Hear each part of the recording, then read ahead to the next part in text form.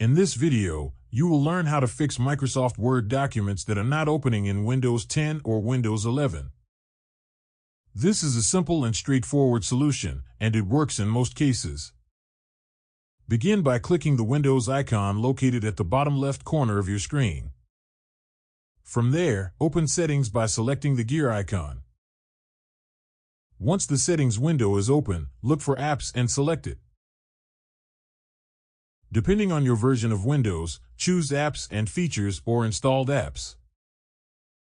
Scroll through the list of installed applications until you find Microsoft Office. The name may vary depending on your version, such as Microsoft Office Professional Plus 2024, but the process remains the same. On some systems, you may see 3 dots on the right side of Microsoft Office. If those dots are available, click them. If not, simply select Microsoft Office directly. Next, choose the Modify option. If you click the 3 dots, Modify will appear in the menu.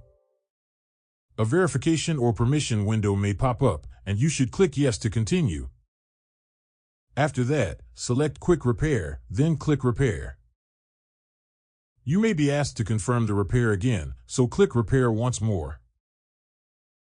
The repair process may take a few minutes, so be patient while it completes. If Microsoft Word is currently open or if you have unsaved work, the system may prompt you to save your files before continuing.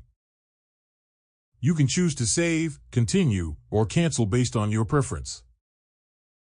Once the repair process finishes, the issue with Microsoft Word documents not opening should be resolved, and you should be able to open your files normally again in Windows 10 or Windows 11.